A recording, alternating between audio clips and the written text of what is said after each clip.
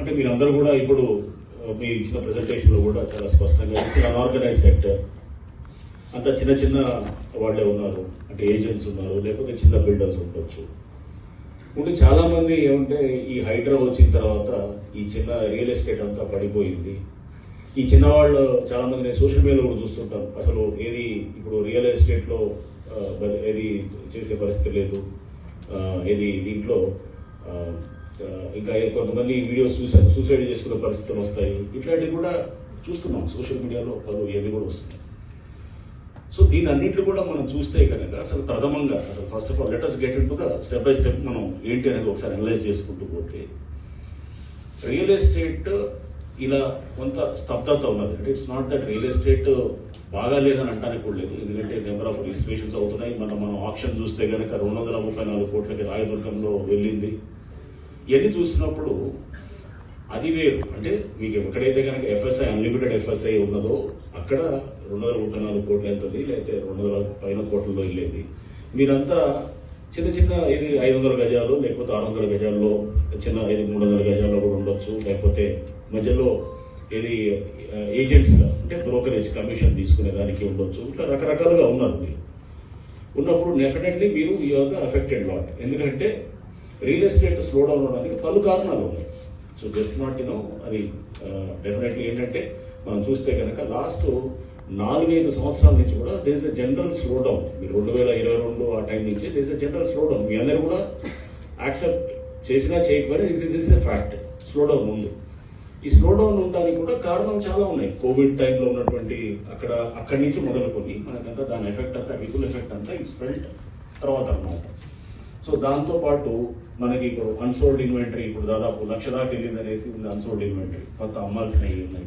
And FSI అన్లిమిటెడ్గా రావడంతో అప్పుడు ఆ టైంలో స్టార్ట్ చేసిన బిల్డింగ్స్ అంతా ఇప్పుడు కంప్లీషన్ స్టేజ్కి వచ్చాయి.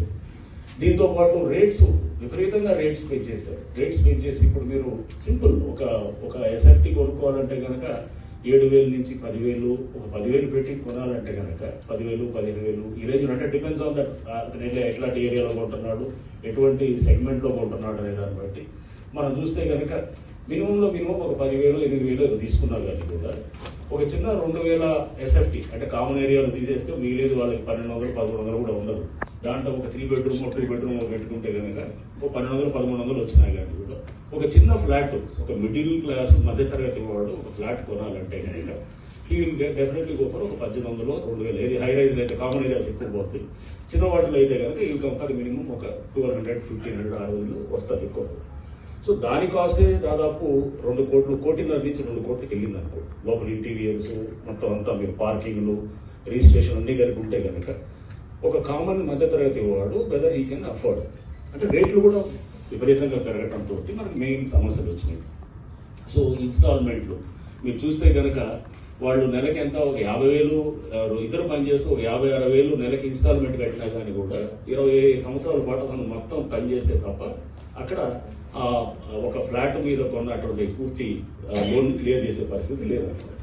భార్యాభర్తలు పనిచేస్తుంది 50,000, 70,000, ₹1,00,000 డిపెండ్స్ ఆన్. సో ఈ రేంజ్లో ప్రైజెస్ వెళ్ళిన తర్వాత సో ఇంకా చూస్తున్నాం ఏ తోటి వచ్చినటువంటి ఆర్టిఫిషియల్ ఇంటెలిజెన్స్లో అంతా కూడా ఇదంతా ఐటీ సెగ్మెంట్ ఎక్కువ ఉండేటటువంటి మన ఏరియా హైదరాబాద్ అంతా కూడా. అండ్ ఫార్మా ఉంటుంది, ఐటీ ఉంటుంది, బట్ ఏఐ తోటి ఎక్కువ డిస్టర్బ్ అయినటువంటి సెగ్మెంట్ కూడా ఐటీ సెగ్మెంట్. సో న్యాచురల్ దీంతో ఇది ఎఫెక్ట్ అవుతుంది. రెమిటెన్సెస్ ఉన్నాయి, రెమిటెన్సెస్ తగ్గాయి, బయట నుంచి వచ్చేటువంటి డబ్బు కూడా తగ్గటం. అండ్ అఫ్ కోర్స్ దీంతో పాటు ఈ మధ్య జరిగిన యుద్ధం గురించి కూడా మనం చూసాం. ఇన్ఫ్లేషన్ పెరుగుతుంది. ఇన్ఫ్లేషన్ పెరగడంతో దాంతో కూడా ఇంకా మీకు డెఫినెట్గా ఇంట్రెస్ట్ రేట్స్ దాంతో bank lending rates Titan up చేస్తారు. టైటన్ అప్ చేసిన తర్వాత మనీ మార్కెట్లో సర్క్యులేషన్ తక్కువ అవుతుంది. సర్క్యులేషన్ అయినప్పుడు న్యాచురల్గా మీకు మనీ సర్క్యులేషన్ తక్కువైనప్పుడు ఆటోమేటిక్గా థింగ్స్ మీకు లోన్లు అంత ఇదిగా ఉండదు. రేపు కొనాలన్నా కానీ కూడా కొంత 1-2 సార్లు అంటే ఈ అనిశ్చితిలో డెఫినెట్గా అంటే హైడ్రా కొంత అన్సర్టనిటీ అనేది తీసుకురావటం అది వాస్తవం, మీకు దానికి కాదని. ఎందుకంటే అన్సర్టనిటీ అనేది మేము చేసినటువంటి కొన్ని కూల్చివేతలు కానీ లేకపోతే చేసినప్పుడు కొంత ఏంటి ఎక్కడ కూలుస్తారో, ఎక్కడ కరెక్టో, ఎక్కడ కరెక్ట్ కాదో ఇది అనేది డెఫినెట్గా